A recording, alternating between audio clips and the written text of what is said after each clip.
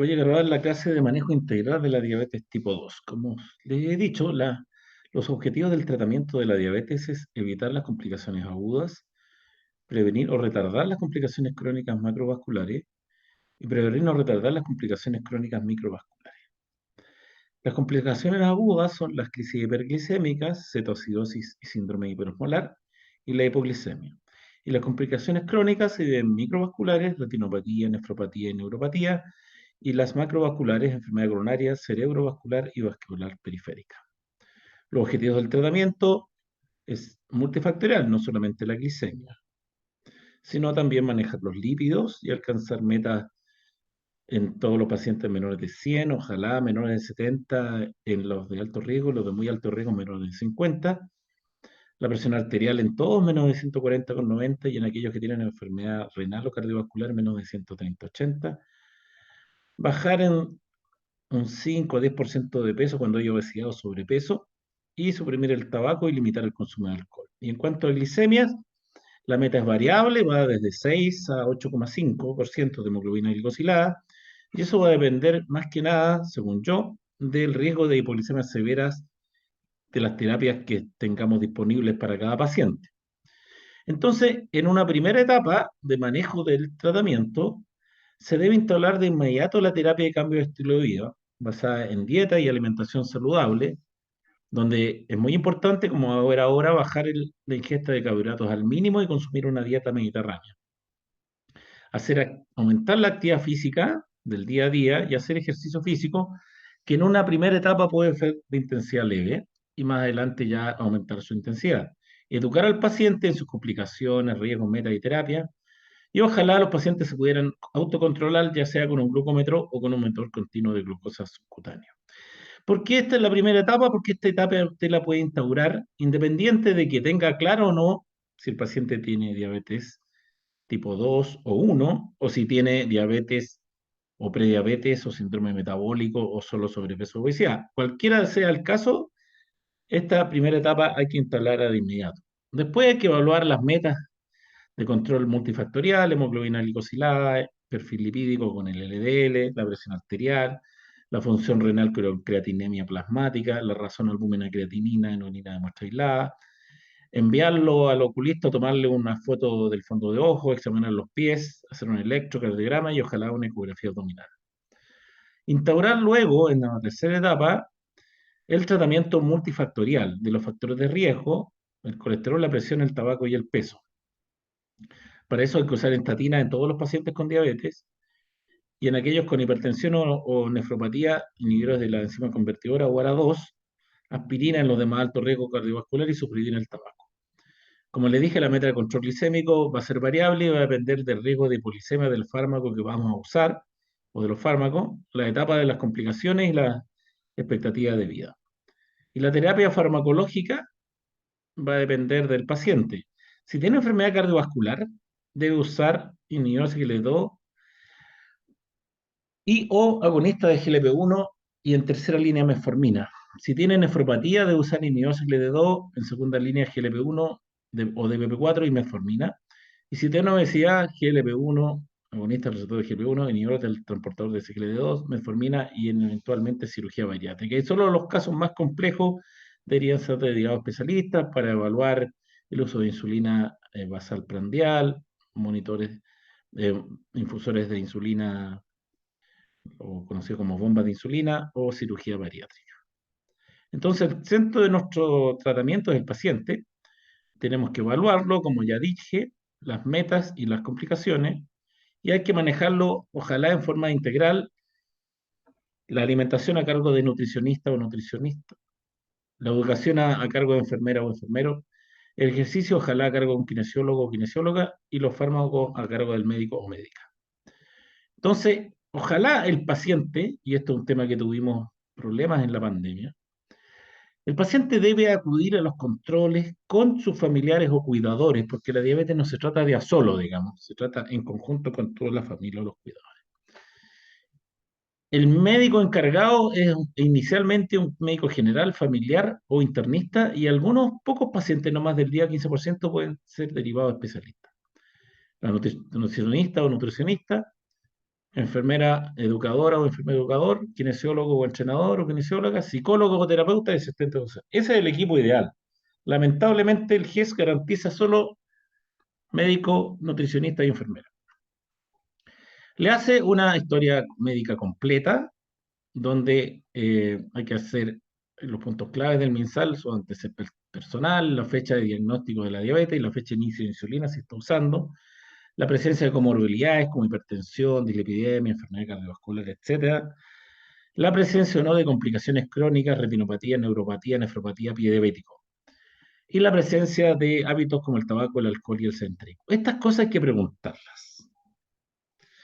Si no hay datos concretos en las fichas, en exámenes, ya hay que preguntárselas al paciente también. Y por lo menos poner sí, no o no sé, pero por lo menos que quede constancia que lo preguntó, diga. ¿Tiene enfermedad cardiovascular, infarto, sí o no? ¿Accidente cerebrovascular, sí o no? ¿Pie diabético, sí o no? ¿Amputaciones, sí o no sé? ¿Retinopatía, sí o no sé? ¿Neuropatía? Que quede en constancia que lo preguntó. Hay que examinarlo, pesarlo, medirlo, calcular IMC, tomar la presión, bien, en los dos brazos, vale la más alta, que se denomina brazo dominante, lo puede anotar en la ficha y después tomarla solo en ese brazo, que es generalmente el izquierdo, pero no necesariamente, sentado, con 5 minutos de descanso, sin fumar, sin tomar café, etcétera, sin hablar, mientras le toma la presión. Ojalá con un aparato electrónico de brazo. Los exámenes de pies, que hoy día están a cargo de la enfermera para detectar neuropatía, la evaluación nutricional por la nutricionista o nutricionista, y enfermera o enfermero de nuevo para el examen de pie y la evaluación psicosocial. ¿Qué exámenes de laboratorio? Los más importantes: hemoglobina, creatinemia, razón albúmina, creatinina en muestra de orina matinal, ojalá, puede ser del día también, pero ojalá matinal, no se pide ya orina de 24 horas, perfil lipídico y electrocardiograma. Esas órdenes las tiene que hacer en los controles del paciente, por lo menos una vez al año todo esto, una vez al año, por lo menos. Las pruebas adicionales son las pruebas hepáticas, la ecografía abdominal, la TSH, las test de esfuerzo, hemograma, perfil lipídico y evaluación oftalmológica. Aquí puede ser, como les enseñé en la clase de complicaciones, la derivación al oftalmólogo para que haga el fondo de ojo con sus máquinas o unas fotos de fondo de ojo que después son analizadas por el oftalmólogo, por lo menos en nuestro país. Entonces, para chequear enfermedad cardiovascular, electrocardiograma. En los pacientes sintomáticos, hoy en día está la duda si le pedimos un test de esfuerzo, un calcio coronario, un escáner de gas coronaria, los con enfermedad vascular periférica, un EMNI. Nefropatía, basta con la razón albúmina creatinina, la creatinemia, y se calcula la velocidad de filtración por la fórmula sequedad EPI. La neuropatía se examina en los pies, con la evaluación de P de MinSal. Se puede hacer una cosa que se llama test de Michigan, que es una combinación de un cuestionario versus el examen de pie. Y para el examen de pie es fundamental usar el diapasón para medir mi sensibilidad vibratoria, que es la primera que se altera, o el monofilamento, ¿ya? Y las pruebas autonómicas que nadie pide nunca son las que se usan para detectar neuropatía autonómica, ortostatismo, y esas están contenidas en el TIL test. La velocidad de conducción para ver neuropatía periférica está contenida en la electromiografía. Y como hablamos ya de retinopatía. Una vez que tenga eso listo, lo cataloga a su paciente de acuerdo a las tres grandes complicaciones de la microvasculares de la diabetes, sin complicaciones, con complicaciones iniciales, moderadas, severas o terminales, ¿ya? Y los pacientes pueden estar en distintas etapas en cada una. ¿Cuál es el tratamiento? La terapia de cambio de estilo de vida, el autocontrol glicémico, la farmacoterapia no insulínica. Antes eran conocidos como hipoglicemiantes orales, desde que llegaron las fármacos agonistas de GLP-1 que son inyectables, entonces ya no se llaman hipoglicemiantes orales porque esos son inyectables. Y hay cierta tendencia internacional, no nacional, a no llamarlos hipoglicemiantes, sino llamarlos antidiabéticos y reservar el término hipoglicemiante para la sulfonilurea o la insulina, que es lo que producen hipoglicemia severas. La insulinoterapia y la cirugía bariátrica, esas son las 5 armas. Dentro de la terapia de cambio de estilo de vida están distintos componentes, donde está el número 1, que es la educación, el 2, que es la terapia nutricional, la actividad física, la consejería para suprimir el tabaco y el cuidado psicosocial. En educación, esta generalmente debe ser hecha por un profesional universitario o técnico bien formado, ojalá con un diplomado en educación en diabetes, que hay varios disponibles en Chile. En general se privilegia trabajos grupales con pacientes más o menos parecidos en edad, tratamiento, ojalá menos de 12. Se evalúan los conocimientos al principio y al final. Ojalá interactivo, contando experiencias personales, ejercicios, dramatizaciones e involucrar a la familia. Esto generalmente se hace re poco, ¿ah? Y generalmente cuando se hace en forma individual por las enfermeras educadoras o enfermeros educadores. Según el MinSal y también según la OPS, esto debe tener varias etapas, que son estas: 2 unidades, no puedes pedirle a enseñarle todo en una sola, y ahí vienen varios errores. Por ejemplo, cuánto dura la hora de control con enfermera, 20 minutos, pero sucede que cada una de estas implica 45 minutos y deben ser con 9 controles para lograrlo educar por completo, digamos. La alimentación. Lo importante es promover patrones de alimentación saludables con variedad de alimentos en porciones adecuadas para alcanzar metas de tratamiento. Aquí tenemos un problema cultural y de disponibilidad de los alimentos muy grande. La gran mayoría de las personas en Chile se alimentan con poca variedad, comen pan, con mantequilla, queso, jamón, mermelada, y después comen arroz, fideos, papas, legumbres, que está bien que coman legumbres, pero no varía mucho la dieta. Entonces cuando uno le dice que tiene que comer más verduras, ¿qué voy a comer, doctor, si no voy a comer arroz? Bueno, muy poca educación alimentaria en nuestro país. Hay que hacer recomendaciones individuales basadas en las preferencias personales, culturales y disponibilidad de los alimentos, ¿eh? No sacan a uno con recetarle cosas que el paciente no va a comer por ningún motivo o que le caen mal, etcétera. Mantener el placer de comer, mensaje positivo y limitaciones solo basadas en evidencia científica, enseñarle que, por ejemplo, que la comida mediterránea es exquisita, digamos. Entregar herramientas prácticas para planificar las comidas del día a día. Esto es un resumen que hice de acuerdo al estándar de la Asociación Americana de Diabetes con respecto a nutrición, que el último fue escrito en el año 2019. Con respecto a distintos temas, el grado de evidencia científica que los respalda, lo que piensa el MinSal y lo que opino yo. Con respecto al aporte calórico, tiene que estar calculado para alcanzar un peso óptimo. Eso estamos, que la gran mayoría de las veces es menos de lo que el paciente está comiendo.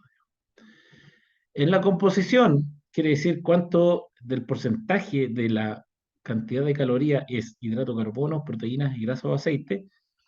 Ya, la Asociación Americana y Europea de Diabetes dice que no hay evidencia para decir que hay que comer tal porcentaje. Y la gran polémica es cuál porcentaje de todas las calorías deben ser hidratos de carbono. El MinSal y lo que se enseña en las escuelas de nutrición de Chile es que debe ser entre el 50 y 60% del total de calorías, de tal manera que si le indica 2.000 calorías a una persona, 1.000 calorías deben ser de carbohidratos.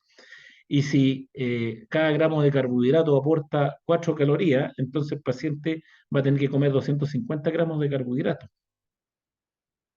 Rica tu dieta para la diabetes. En cambio, yo opino que hay que comer la menor cantidad de carbohidratos posible. Que en relación a los carbohidratos propiamente tal, el mensal se concentra en la cantidad. Nosotros pensamos que los pacientes deben conocer los carbohidratos y saber cuántos carbohidratos tiene cada alimento y cuáles son los alimentos que tienen más carbohidratos, poco, mucho y nada. ¿Ya? Eso es súper importante porque los pacientes no saben que el huevo no tiene carbohidratos, que la lechuga es un carbohidrato pero poco, etcétera. Y esto de contar los carbohidratos es de particular importancia para los pacientes que usan insulina prandial, porque deben calcular la dosis de insulina prandial de acuerdo a la cantidad de carbohidratos que comen y del tipo también. ¿Cuál es el tipo de carbohidratos? Ahí estamos todos de acuerdo. Ojalá verduras verdes, granos enteros, legumbres, lácteos descremados, frutas, ojalá pocas y las que tengan menos, suban menos la glicemia. Y ahí viene el tema del índice glicémico, que es la velocidad con la que los carbohidratos, cada tipo de carbohidrato sube la glicemia. Ya entra, la velocidad que entra a la sangre, digámoslo así. Hay poca evidencia en relación a que sea importante o no para el manejo de la diabetes. El MinSal cree que es muy importante, yo creo que es poco. Es más que nada importante, de nuevo, en los pacientes con diabetes tipo 1 que usan bolos de insulina, donde es muy distinto tomarse, por ejemplo, una naranja que hacerla jugo, la misma naranja. Sube más la glicemia hecha jugo. Y eso es importante en los pacientes con diabetes tipo 1 porque implica la dosis de insulina y el momento en que ponérsela, así, justo antes de comer o mucho tiempo antes, etcétera. Las proteínas, en general, estamos de acuerdo en que no hay que restringir la cantidad de proteínas en forma importante solamente cuando hay enfermedad renal crónica avanzada. Y lo que sí opino que hay que restringir las carnes rojas por la evidencia epidemiológica en relación al riesgo de desarrollar distintos tipos de cáncer. En las grasas estamos todos de acuerdo que tiene que ser bajo en grasa saturada, rico en omega 3 y en monoinsaturado, que son los aceite de oliva, nuez, almendra, avellana, palta, etcétera. Y lo del colesterol es polémico, ¿no? Porque el colesterol de los alimentos, sobre todo de los alimentos saludables como el huevo o los mariscos crustáceos, nunca ha demostrado que suba mucho el colesterol de la sangre, digamos. El colesterol que viene en las grasas saturadas, claro, ese sí. La fibra, hay que comer fibra. El problema es que la fibra produce distensión abdominal y meteorismo, sobre todo la que ha demostrado mayor utilidad, que es la inulina. Y los edulcorantes, ojalá no calóricos, por ningún motivo fructosa, que es el que contiene las mermeladas light, por lo tanto deberían prohibirlas para diabéticos. No están probadas tampoco. Y yo pienso que no hay que usar ningún endulzante, hay que comerse las cosas amargas. Con respecto al conteo de gramos de carbohidratos, esta es una pequeña ayuda a memoria. ¿Ya? Ahora, según mi experiencia, al parecer, los carbohidratos clásicos, como el pan, el arroz, las papas, los fideos, y sobre todo el pan, que hay tantos tipos de panes hoy día, el peso de eso neto, pesado en una balanza de alimentos, la mitad más o menos son los carbohidratos, esos grandes carbohidratos. ¿Ya? Porque, claro, la gente viene comiendo panes raros y no. La marraqueta sabemos que tiene los dos dientes 60 gramos, la marraqueta completa, la de cuatro dientes, tiene 120 gramos, por eso le digo a los pacientes, y en términos metabólicos, comer pan y comer azúcar es casi lo mismo, digamos. ¿Ya? Por lo tanto, si se come una marraqueta de 60 gramos, se come 12 cucharadas de azúcar. ¿Ya? Entonces, estos grandes carbohidratos hay que bajarlos, y los porotos, las lentejas y la arveja suben menos glucosa que lo que deberían subirla por la cantidad de carbohidratos. ¿Eh? Estos son los alimentos que tienen cero, los que tienen poco, etcétera. Ahora, ¿cuál es la importancia de la dieta? Esto se ha demostrado muchísimas veces. Este, por ejemplo, es un estudio que se llama Direct, donde conjugaron dos cosas, digamos, en pacientes con diabetes de 6 años de evolución, la mayoría sin insulina, sin insuficiencia renal, con un poco de sobrepeso. Conjugaron dos cosas aquí en Reino Unido para hacer este estudio. Una es un programa multidisciplinario que se llama Counterweight Program, ¿ya? De educación, es llevado a cabo por enfermeras, kinesiólogos, médicos generales, ¿ya? Con mucha educación, controles bien seguidos. Y lo segundo, combinaron unas dietas líquidas que en su gran mayoría eran dietas de reemplazo de esta compañía, digamos, unos alimentos completos de reemplazo, ¿ya? De tal manera que los pacientes randomizados versus los otros que tenían una terapia estándar, comían al principio de los primeros meses una dieta líquida de 850 calorías. ¿Cómo se aguantaban al hambre? Buena pregunta. Usaban remedio. Y se les suspendieron los antidiabéticos a esta gente. La mayoría estaba con metformina o metformina sulfonylurea. ¿Ya? Para que bajaran 15 kilos de peso. Ese es el objetivo. ¿Ya? Más o menos el 24% logró bajar de peso el primer año. Después se seguía con dietas de mantención, se reincorporaban las calorías, todo. Volvían a comer la dieta líquida si engordaban, etc. Pero consiguió este estudio, y esto salió en la prensa y todo, y este es el Direct, por si acaso, que un 45% de los pacientes remitieran de la diabetes. Pero esto en realidad no es remisión, sino que es lograr controlarse la diabetes sin medicamentos, ¿ya? Con solo dieta y un programa integral. Y mientras más bajaban de peso, más remisión de la diabetes hay. O sea, por 15 kilos hay un 86% de remisión. Después está los estudios donde le van bajando la cantidad de carbohidratos a la gente. Desde el 50% que dice el MinSal y que enseñan en las escuelas de nutrición en Chile, ven ahí, 65 al 50% de las calorías totales, 45, 40, 30, 20, 10. Y como pueden ver aquí, cada 10% que reduce usted el porcentaje de carbohidratos de la dieta, ¿ya? O sea, si son 1000 calorías como carbohidrato, serían 100, cada 100 calorías menos que come una persona como carbohidrato, 100 son 25 gramos, o sea, es como cada media marraqueta, cada dos rebanadas de pan, cada fruta y media, que deja de comer, la hemoglobina glicosilada le baja 0,2 puntos.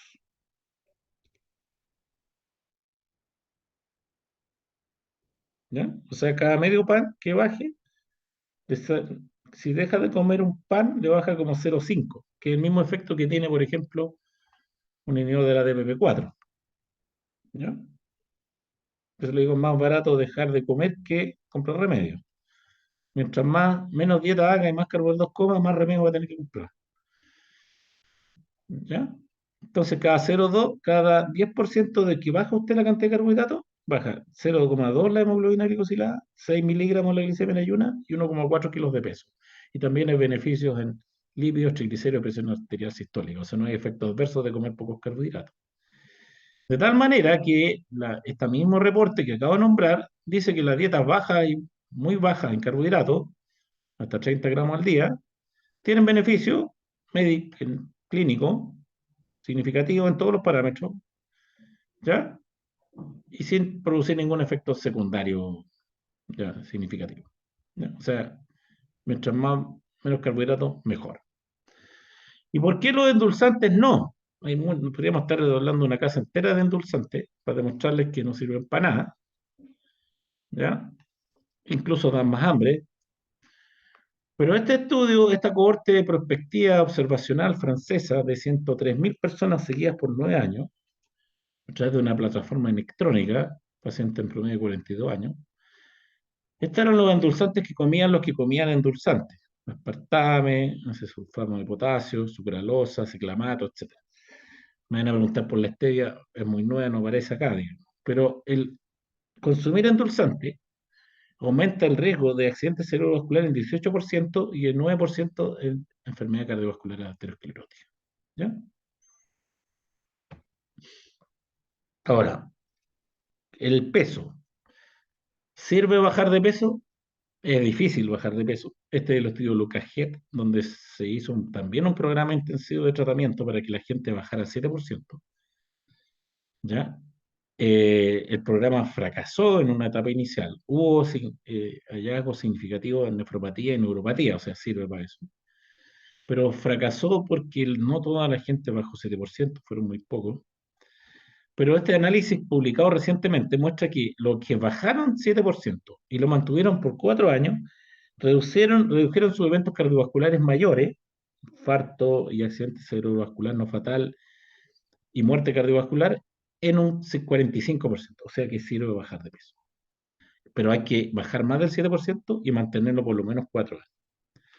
La dieta mediterránea, que es una dieta eminentemente vegetariana, donde se reemplaza más que nada las carnes rojas y todo eso por pescado y legumbres, hartas verduras verdes, aceite de oliva, nuez, almendra, avellana, cereal integral, etcétera. Esa es la dieta mediterránea.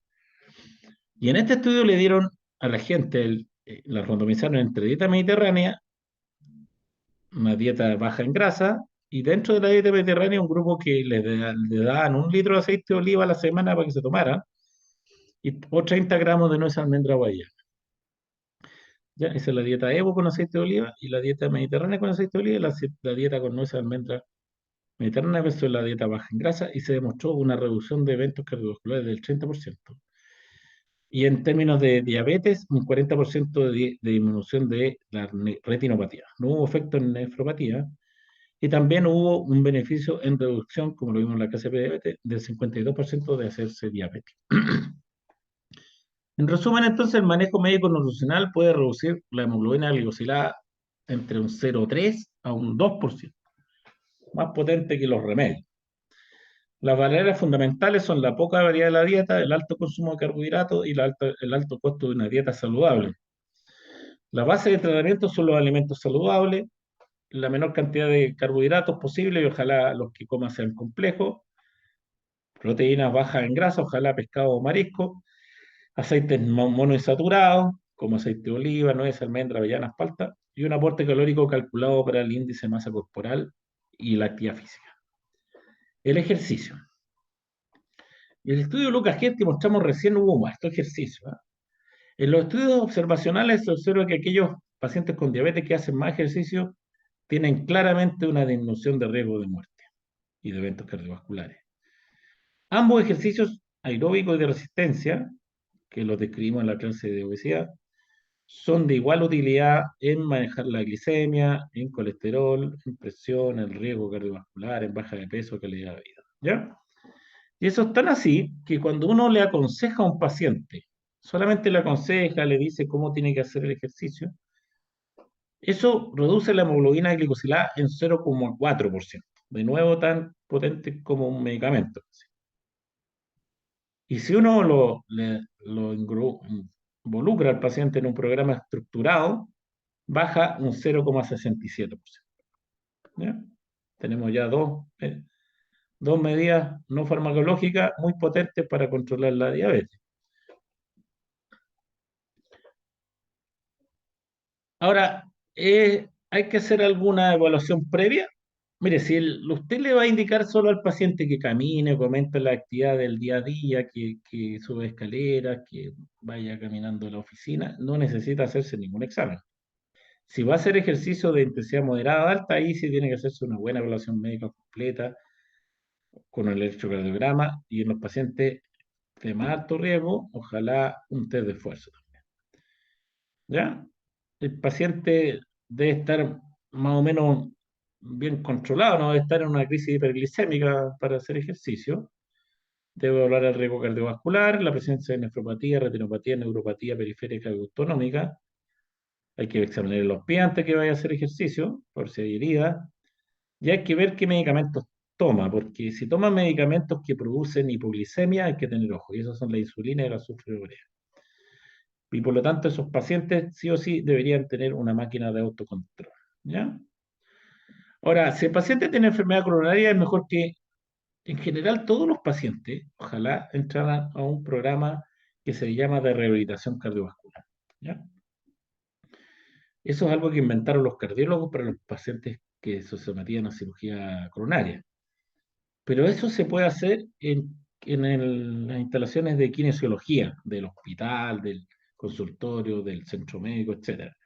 Incluso está codificado, usted le pone ahí unas prestaciones, el mismo kinesiólogo le dice cuáles son, y el paciente le copagan todo o la mitad. ¿No? O sea, es lo mejor. Yo lo indico así. A no ser que sea una persona joven o que ya tenga historia de hacer ejercicio, pero en general eso no ocurre, el 90% de los pacientes son sedentarios, así que lo mejor es indicarle que vaya al kinesiólogo con una orden de entrenamiento ergonométrico, ejercicio terapéutico, etc. Si tiene enfermedad vascular periférica, se va a beneficiar mucho del ejercicio, digamos. La neuropatía periférica hay que ver bien los pies si tiene, y cada vez que haga ejercicio tiene que examinarse antes o después. En la neuropatía autonómica hay que tener ojo con la deshidratación, la hipovolemia, ya tiene que hidratarse bien. En la retinopatía y en la nefropatía severa, con mucha albuminuria, no conviene hacer muchos ejercicios bruscos que aumenten la presión venosa de Balzar, de Stoughton, ¿ya? Hay que tener cuidado y en los desprendimientos de retina, la hemorragia vítrea, hay que tener al paciente en reposo, digamos. ¿Ya? Entonces, en estos casos hay que tener ojo con los ejercicios más bien de resistencia muy fuertes. En la nefropatía severa, con albuminuria importante, o en la retinopatía severa. Esta es la frecuencia del ejercicio, ojalá todos alcancen a hacer 3 días a la semana. Y la frecuencia en el ejercicio aeróbico, la intensidad se mide por la frecuencia cardíaca máxima para la edad, ya se descuenta a 220, se descuenta la edad. La actividad ligera es un 150, perdón, 50-70% de la frecuencia máxima para la edad, la moderada 70-80 y la intensa 80-90. Hay que ir progresando de a poco, etcétera. Puede ser cualquier tipo de ejercicio. Esto es un cuadro que hice como para tener una idea en una persona joven, de 45 años, con 50 años con su profesor. La intensidad leve implica llevar a la frecuencia cardíaca hasta 120, la moderada hasta 140 y la intensa hasta 160. Y en las personas adultas mayores, ojo, la frecuencia máxima para la edad de ellos sería los pacientes como de 75 años, 130, por lo tanto una intensidad leve es llevarlo a 100, moderada a 116 y fuerte, fuerte a 130, ¿ya? Por eso es que la gente que no está preparada, ¿no? Se va a jugar una pichanga, le tiran una pelota, corre como loco y la frecuencia cardíaca llega como a 160 y le viene el accidente vascular o coronario. Los ejercicios de resistencia, lo mismo que hablamos en obesidad, va a depender de la fuerza máxima que pueda hacer. Generalmente hay que hacer ejercicios distintos. Hoy día se piensa que no es necesario hacer ejercicios muy intensos, porque lo más importante es, ojalá hacerlo todos los días. No hay que levantar mucho peso, entonces, porque si va a hacer mucho peso, como muchos de nosotros que vamos al gimnasio, nos creemos la muerte, levantamos un montón de peso y el otro día no nos podemos nada. Entonces, lo más importante es hacerlo todos los días y por lo tanto basta con levantar poco peso.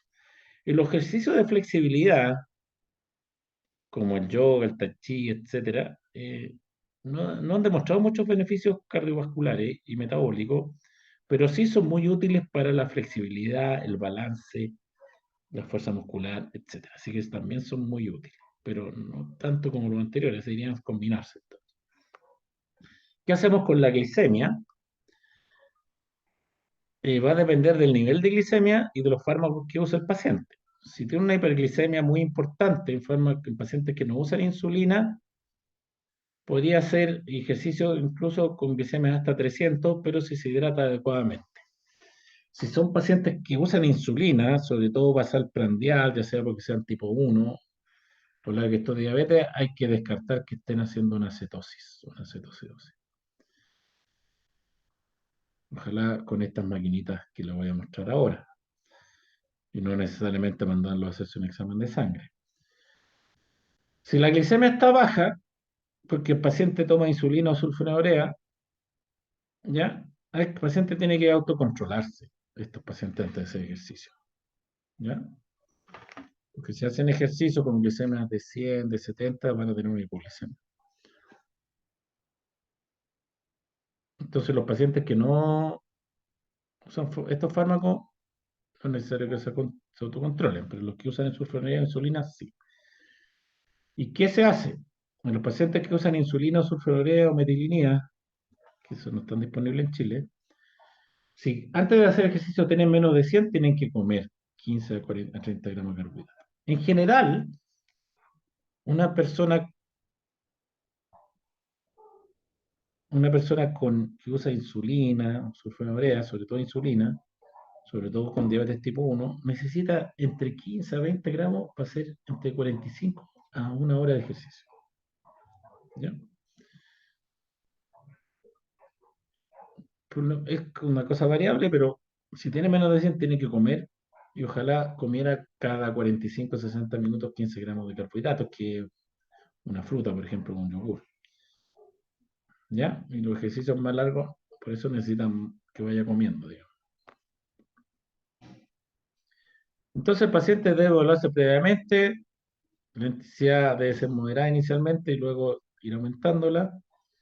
Puede ser de resistencia o aeróbico, ojalá combinado. Las personas que toman sulfonylurea o insulina están en riesgo de glicemia, por lo tanto el autocontrol glicémico, la reducción de la dosis de insulina y la ingesta de carbohidratos antes, durante y después del ejercicio son importantes. Frente a la hiperglicemia, si está aguda, solo basta con hidratar. En insulina requerente hay que descartar cetosis. Y los nuevos fármacos, los inhibidores CYP2, como son diuréticos, requieren mayor hidratación. El automonitoreo. Estas son las famosas cintas de glicemia, conocidas antes como hemoglucotest, pero se llama glicemia capilar. Usan dos métodos, glucosa oxidasa o glucosa deshidrogenasa, que están aquí, que son como una resistencia eléctrica si ustedes levantan la wincha. Entonces se produce una reacción electroquímica que el aparato que lo lee lo transforma por unas ecuaciones en un valor de glicemia. ¿Ya?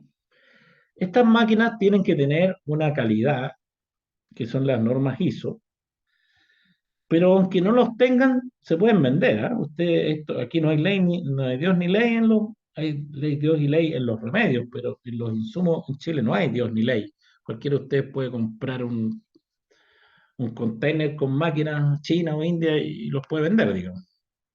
En las licitaciones de los hospitales, de la ISAPRE, se pide que se cumplan las normas de estandarización internacional, de tal manera que el porcentaje de error sea inferior al 15 al 20%, 15 o 20 milímetros.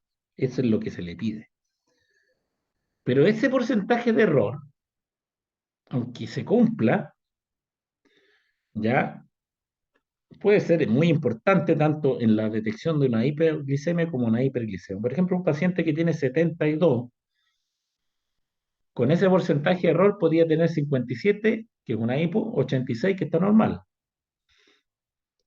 Un paciente que tiene 250 puede tener 200 o 300.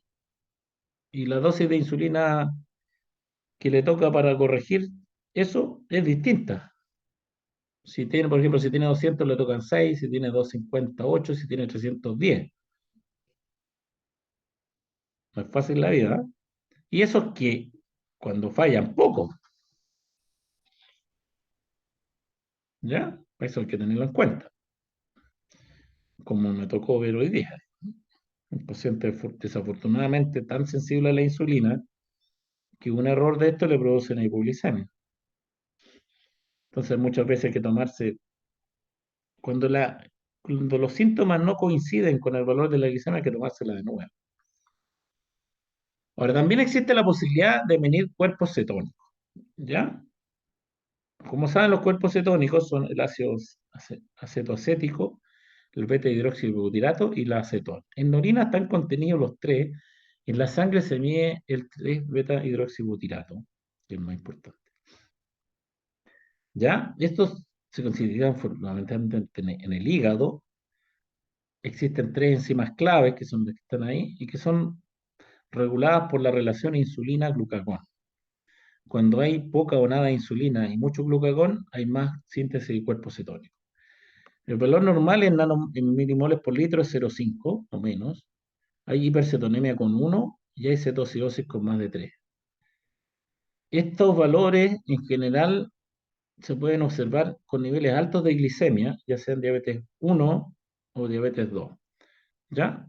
La diabetes 1 no se requiere tanta y la diabetes 2 sí, pero se puede hoy en día tener cetoacidosis o cetosis con valores más bajos cuando los pacientes toman inhibidores de la transportadora de S-cletón. Este es el monitor, hay uno más modernito, que mide glicemia y cetona. ¿Ve? Ahí está el valor. ¿Estamos? Ahora, el automonitoreo de la glicemia obviamente está indicado en pacientes que usan insulina y ojalá en los que usan sulfonylurea. Y en los que no usan, buena pregunta, se han hecho varios estudios, todavía no se recomiendan ni a nivel nacional ni internacional en pacientes que no usan insulina, pero cuando usted acompaña este automonitoreo en pacientes que no usan insulina con una educación en alimentación y ejercicio, se consiguen resultados como en este estudio, en pacientes que habían debutado con diabetes, parecido al de Irac, o más incluso, donde se observó una regresión de diabetes, o sea, sin manejo sin fármaco, también del 40%. ¿Ya? Porque yo supongo que si usted se come un pastel de choclo y después de comérselo tiene 300 de glicemia, no va a comer pastel de choclo de nuevo. ¿Ya? Entonces en estos estudios se le enseñaba eso a los pacientes. Y en general, tomarse la glicemia y acompañarlo de un buen esquema de educación baja la hemoglobina glicosilada en 0,5 puntos. O sea, la dieta la baja entre 0,3 y 2, el ejercicio entre 0,4 y 0,6 y el automonitoreo 0,5. O sea, vamos como en 3 puntos de glicosilada sin todavía tomar una pastilla. Por lo tanto, es útil en los pacientes que usan insulina, obviamente, en los que usan sulfonylurea y también en los que no usan, si son bien educados en cómo modificar la dieta, el ejercicio y los fármacos. ¿Ya? Por lo tanto, sí tienen utilidad, según yo. Bien, entonces cuando usted hace el manejo no farmacológico en diabetes, basado en dieta y alimentación, educación, actividad física o ejercicio de autocontrol, puede lograr un descenso de hemoglobina glicosilada entre 0,5 a 3 puntos. ¿Ya? Sobre todo si su paciente es sedentario, come 400 gramos de carbohidratos, etc.